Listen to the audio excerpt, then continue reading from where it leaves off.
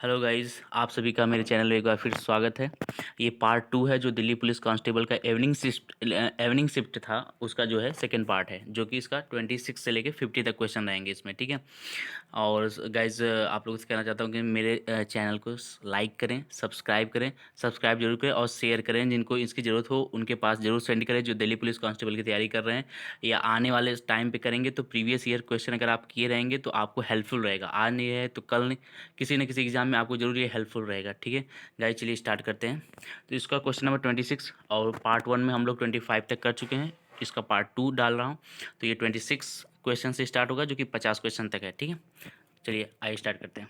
Question number 26 है कि विजयनगर साम्राज्य और दक्कन सल्तनतों के बीच में तालीकोट की लड़ाई किस वर्ष में लड़ी गई थी। अब सीधे सीधे ये पूछ रहा है कि तालीकोट की लड़ाई कब लड़ी गई थी। तो तालीकोट किसके किसके बीच में लड़ी गई थी? विजयनगर साम्राज्य और दक्कन सल्तनतों के बीच में। अब ये भी आपसे पूछ सकता है आने वाले एग्जाम में कि भैया तालीकोट की लड़ाई किसके बीच हुई थी। अब ये दे देगा विजयनगर साम्राज्य और अब हमें बस इतना ही पता है। लुसेंट में अगर आप बुक पढ़ेंगे तो उसमें लिखा है कि तालीकोट का जो युद्ध हुआ था 1565 में, जिसमें विजयनगर साम्राज्य का पतन हुआ था। मतलब विजयनगर साम्राज्य ढह गया था इस युद्ध में। अब किसके बीच हुई थी? तो विजयनगर साम्राज्य और दक्कन सल्तनतों के बीच में। इसका फ़ायदा आपको यही होता है, प्रीवियस ईयर करने का यही होता है कि जो नए नए क्वेश्चन अराइज होते हैं आप उसको जान पाते हैं कि कैसे क्वेश्चन आप पूछ सकते हैं, आप पूछ लेगा। तो इसी क्वेश्चन को आप समझिएगा, ठीक है। तो इसका राइट आंसर हो जाएगा थर्ड, 1565 ईस्वी में, ठीक है। Just wait, what is this, sorry guys. Question number 27, निम्नलिखित में से किस वैज्ञानिक ने सापेक्षता का सिद्धांत प्रतिपादित किया था।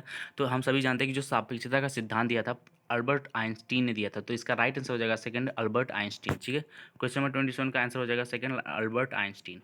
क्वेश्चन नंबर 28, कोलेरू झील निम्नलिखित में से किस राज्य में स्थित है। जो कोलेरू झील, जितने भी झील हैं वो बहुत इंपॉर्टेंट हैं। कोलेरू झील हम सभी जानते हैं आंध्र प्रदेश राज्य में। तो इसका राइट आंसर हो जाएगा थर्ड, आंध्र प्रदेश राज्य में कोलेरू झील स्थित है, ठीक है। क्वेश्चन नंबर 29, प्रख्यात संगीतकार पंडित किशन महाराज निम्नलिखित में किस वाद्य यंत्र से संबंधित हैं। तो तबला से, जो कि पंडित किशन महाराज। अब जैसे जो जो फेमस वादक होते हैं तबला वादक, जैसे अल्लाह रखा खां हैं, तो ये फेमस हैं। जाकिर हुसैन हैं। तो पंडित किशन महाराज क्या हैं? तबला वादक हैं। इसका राइट आंसर हो जाएगा फोर, प्रख्यात। तो ये जितने भी वादक हैं, वाद्य यंत्र हैं, उसको पढ़ के जाना चाहिए, बहुत इंपॉर्टेंट, स्ट्रैटेजी के लिए बहुत इंपॉर्टेंट होता है। क्वेश्चन नंबर 30, गैसों के बारे में निम्नलिखित में से कौन सा कथन सही है। गैसों का निश्चित आयतन होता है लेकिन कोई निश्चित आकार नहीं होता। तो निश्चित आयतन का नहीं होता, ठीक है। गैसों की निश्चित मात्रा और निश्चित आकार होता है, ऐसा कुछ नहीं है। गैसों का निश्चित आकार होता है लेकिन कोई निश्चित आयतन नहीं होता, ये तो बिल्कुल गलत है। गैसों का न तो निश्चित आयतन होता और ना ही निश्चित आकार, सही बात, एकदम सही है। कहीं भी वायुमंडल में कोई भी गैस छोड़ दो, वो वायुमंडल का ही पूरा आकार ले लेता है। तो इसका कोई निश्चित आकार या आयतन नहीं होता है। इसका राइट आंसर क्या हो जाएगा? फोर। क्वेश्चन नंबर 31, 2011 की जनगणना के अनुसार भारत की साक्षरता दर की। कोई भी एग्जाम हो, अगर उसमें जीएस आ रहा है तो जनगणना का एक क्वेश्चन जरूर ही देता है। तो जनगणना बहुत इंपॉर्टेंट होता है। जनगणना, सारी जनगणनाएं जो भी है उसको पढ़ के जाना चाहिए। अब ये 2011 की जनगणना के अनुसार भारत की साक्षरता दर कितनी थी। तो जो भारत की साक्षरता दर 2011 के अनुसार है वो है 74.04%, ठीक है। अब इसका 74 एग्जैक्ट आंसर भी दे सकता है, तो इसमें 74.04। अब चूंकि सबका डाटा अलग अलग है तो 74 इसका राइट आंसर हो जाएगा सेकंड, ठीक है। तो क्वेश्चन नंबर 31 का सेकंड राइट आंसर हो जाएगा 74.04%, okay right. Question number 32, Ananthagiri पहाड़ियाँ किस राज्य में स्थित हैं। तो अनंतगिरी पहाड़ियाँ जो हैं ये तेलंगाना राज्य में स्थित हैं। तो इसका राइट आंसर हो जाएगा फोर, तेलंगाना राज्य, ठीक है। क्वेश्चन नंबर 33, तापमान का एसआई मात्रक निम्नलिखित में से कौन सा है। तो तापमान का जो एसआई मात्रक होता है वो क्या होता है? केल्विन होता है। क्या होता है? केल्विन। राइट आंसर हो जाएगा थर्ड, केल्विन इसका राइट आंसर हो जाएगा तापमान का मात्रक, ठीक है। क्वेश्चन नंबर 34, निम्नलिखित में से किस राज्य में पोनंग लोक नृत्य प्रचलित है। अब पोनंग नृत्य, जितने भी नृत्य हैं, जितने भी पर्व हैं, जितने भी वाद्य यंत्र हैं, शास्त्रीय नृत्य, ये सब बहुत इंपॉर्टेंट हैं इस स्ट्रैटेजी के एक पर्पज से। कोई ना कोई क्वेश्चन आपको तो जरूर देखने को मिलेंगे। तो अरुणाचल प्रदेश का राइट आंसर हो जाएगा, राइट आंसर वन हो जाएगा। पोनंग लोक नृत्य किस राज्य में है? अरुणाचल प्रदेश में, ठीक है। क्वेश्चन नंबर 35, भारत सरकार की निम्नलिखित में से कौन सी संस्था प्रधानमंत्री वय वंदना योजना का संचालन कर रही है। तो प्रधानमंत्री, जितने भी प्रधानमंत्री ने योजनाएं चलाई हैं 2014 से लेकर अब तक, बहुत इंपॉर्टेंट है। कोई ना कोई स्कीम, कोई ना कोई उसका डेट या उसकी जो है कि एज लिमिट, या जो है कि उसकी स्कीम की क्या क्वालिटी है वो पूछ लेता है। तो ये जरूर पूछता है ना कोई कोई क्वेश्चन। तो ये बहुत जरूरी है कि जितने भी प्रधानमंत्री द्वारा चलाई गई योजनाएं हैं उसको जरूर पढ़ के जाएँ। प्रधानमंत्री वय वंदना योजना का संचालन कर रही है भारतीय जीवन बीमा निगम। तो इसका राइट आंसर हो जाएगा थर्ड, भारतीय जीवन बीमा निगम इसका राइट आंसर है। क्वेश्चन नंबर 36 है, सरहुल त्यौहार किस राज्य में मनाया जाता है? तो सरहुल त्यौहार जो है ये झारखंड राज्य में तय। अब देखिए, त्यौहार हो गया, नृत्य हो गया, शास्त्रीय नृत्य हो गया, और वादक हो गए, ये सब स्टैटिक जीके बहुत इंपॉर्टेंट है। तो सरहुल त्यौहार किस राज्य में मनाया जाता है? तो ये मनाया जाता है झारखंड राज्य में। इसका राइट आंसर क्या हो जाएगा? थर्ड, झारखंड। क्वेश्चन नंबर 37, सूक्ष्म और लघु उद्योग हेतु ऋण गारंटी निधि, वन सेकेंड, सूक्ष्म और लघु उद्योग हेतु ऋण गारंटी निधि योजना के अंतर्गत कवर की गई किसी अनुसूचित वाणिज्य बैंक द्वारा दिए जाने वाले ऋण की अधिकतम राशि निम्नलिखित में से किसके अंतर्गत आती है? अब देखिए, 200 लाख। अब ये क्या है? ये भी एक योजना है कि सूक्ष्म और लघु उद्यमों हेतु ऋण गारंटी निधि योजना के अंतर्गत कवर की गई किस अनुसूचित वाणिज्यिक बैंक द्वारा दिए जाने वाले ऋण की अधिकतम राशि निम्नलिखित कितनी है? तो इसका राइट आंसर हो जाएगा थर्ड, 200 लाख रुपए। ठीक है। 1 जनवरी, क्वेश्चन नंबर 38, 1 जनवरी 2019 से किस राज्य में केंद्र सरकार ने 3 क्षेत्रीय ग्रामीण बैंकों आरआरबीएस को एक बैंक में समाविष्ट कर दिया है? तो पंजाब, पंजाब राज्य में केंद्र सरकार ने 3 क्षेत्रीय ग्रामीण बैंकों को एक ही बैंक में क्या किया है? समाविष्ट। किसका राइट आंसर हो जाएगा? फोर, पंजाब। क्वेश्चन नंबर 39, यदि किसी राज्य के राज्यपाल को लगता है कि एग्लो इंडिया समुदाय को राज्य की विधान सभा में प्रतिनिधित्व की आवश्यकता है और उनका पर्याप्त प्रतिनिधित्व नहीं है, तो उस समुदाय के एक सदस्य को विधानसभा में मनोनीत कर सकते हैं। जैसे लोकसभा में राष्ट्रपति 2 लोगों को मनोनीत कर सकता है, उसी तरह जो है राज्यसभा, विधानसभा में जो वहाँ का राज्यपाल होता है उस राज्य का, वो एक सदस्य को, समुदाय के एक सदस्य को, कितने सदस्य को? एक सदस्य। राइट आंसर क्या हो जाएगा? फोर, एक सदस्य। तो पॉलिटी तो हर एग्जाम में बहुत इंपॉर्टेंट क्वेश्चन रोल प्ले करता है। इसके अनुच्छेद, जितने भी आर्टिकल्स हैं, जितने भी संशोधन हैं, खासकर 44 अमेंडमेंट्स, 42 अमेंडमेंट्स जो हैं वो बहुत इंपॉर्टेंट हैं। क्वेश्चन नंबर 40, कृष्ण राज सागर बांध को किस नदी पर बनाया गया? तो कृष्ण राज सागर बांध को कावेरी नदी पर बनाया गया है। तो राइट आंसर हो जाएगा वन, कावेरी नदी, कृष्ण राज सागर बांध। क्वेश्चन नंबर 41, 6 जुलाई, देखिए करंट अफेयर, अब 50 क्वेश्चन आ रहे हैं तो उसमें करंट अफेयर तो मोस्ट इंपॉर्टेंट क्वेश्चन होते हैं।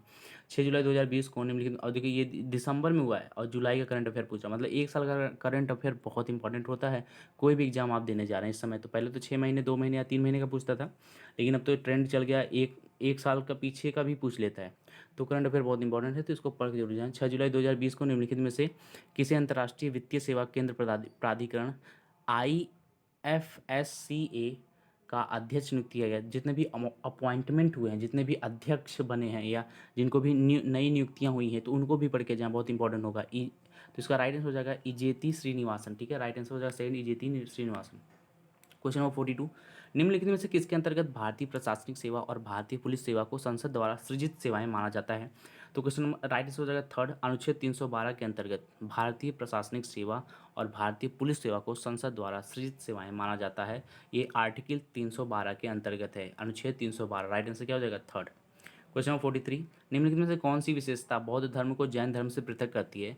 तो आचरण और आत्मनिर्वाण का चरम स्वरूप, आचरण और आत्मनिर्वाण का चरम सुख, ये बौद्ध धर्म और जैन धर्म को पृथक करता है। इसका राइट आंसर हो जाएगा फोर, आचरण। ओके। क्वेश्चन 44, ऑप्टिकल फाइबर की कार्यप्रणाली का वैज्ञानिक सिद्धांत निम्नलिखित में से कौन सा है? तो राइट आंसर हो जाएगा वन, प्रकाश का पूर्ण आंतरिक परावर्तन, प्रकाश का पूर्ण आंतरिक परावर्तन। इसका क्या हो जाएगा? ऑप्टिकल फाइबर की कार्यप्रणाली का वैज्ञानिक सिद्धांत है। ठीक है, राइट आंसर हो जाएगा वन। क्वेश्चन नंबर 45, भारत में ब्रिटिश शासन में पहले गवर्नर जनरल कौन थे? तो जो वारेन हेस्टिंग थे वो पहले ब्रिटिश शासन में पहले गवर्नर जनरल, जो सबसे पहले बने थे ब्रिटिश शासन में, उनकी बात कर रहा है। कौन थे? Right answer Warren Hasting, right answer हो जाएगा। Question number answer number second हो जाएगा वारेन हेस्टिंग। क्वेश्चन नंबर 46, निम्नलिखित में से कौन सा ताप दृढ़ प्लास्टिक है? तो इसमें जो बैकेलाइट है ना, ये दृढ़ मतलब ताप है, दृढ़ प्लास्टिक है, बहुत मतलब फर्म प्लास्टिक है। राइट आंसर हो जाएगा वन, बैकेलाइट। ठीक है। क्वेश्चन नंबर 47 है, 16 जुलाई 2020 को, अब देखिए फिर जुलाई से करंट अफेयर आ गया। 16 जुलाई, जबकि ये एग्जाम कब कंडक्ट हुआ है? 2 दिसंबर 2020 को। 16 जुलाई 2020 को मैड्रिड में निम्नलिखित में से किस फुटबॉल क्लब ने 34वीं बार ला लीगा फुटबॉल टूर्नामेंट का खिताब जीता है? तो रियल मैड्रिड ने। राइट आंसर हो जाएगा सेकंड, रियल मैड्रिड। ठीक है। क्वेश्चन नंबर 48, सुरकोटडा पुरातात्विक स्थल किस राज्य में स्थित है? तो ये जो सुरकोटडा पुरातात्विक स्थल है, ये गुजरात राज्य में स्थित है। इसका राइट आंसर हो जाएगा सेकंड, गुजरात राज्य। क्वेश्चन 49, ओलंपिक में व्यक्तिगत स्वर्ण पदक जीतने वाला एकमात्र भारतीय निम्नलिखित में से कौन है? तो अभिनव बिंद्रा जो 2008 का ओलंपिक हुआ था उस समय इन्होंने क्या किया था, गोल्ड मेडल जीता है। ओलंपिक में व्यक्तिगत स्वर्ण पदक जीतने वाले एकमात्र भारतीय हैं तो कौन है? ये अभिनव बिंद्रा है, निशानेबाज है। राइट आंसर सेकंड हो जाए अभिनव बिंद्रा। क्वेश्चन नंबर 50, निम्नलिखित में से कौन से कार्यकलाप किसी अर्थव्यवस्था के द्वितीय क्षेत्र में संबंधित है? अब आप समझ ही रहे हो, जो निर्माण कार्य होता है, प्रथम में कृषि आता है, दूसरे में उद्योग आता है और तीसरे में क्या होते हैं, सेवाएं आती हैं। तो बैंकिंग क्या है, थर्ड में आता है। कानूनी परामर्श, चाय बागान। तो ये जो कृषि उपकरण निर्माण है, निर्माण कार्य किस में आता है, ये द्वितीय क्षेत्र में आता है। इसका राइट आंसर हो जाएगा 1, द्वितीय क्षेत्र। यही लास्ट क्वेश्चन था। गाइज मेरे चैनल को जरूर सब्सक्राइब करें, क्योंकि सब्सक्राइबर बहुत कम है, तो इसे प्लीज़ सब्सक्राइब करें और शेयर करें और लाइक भी करें। थैंक यू गाइज आप सभी का मेरे चैनल को देखने के लिए।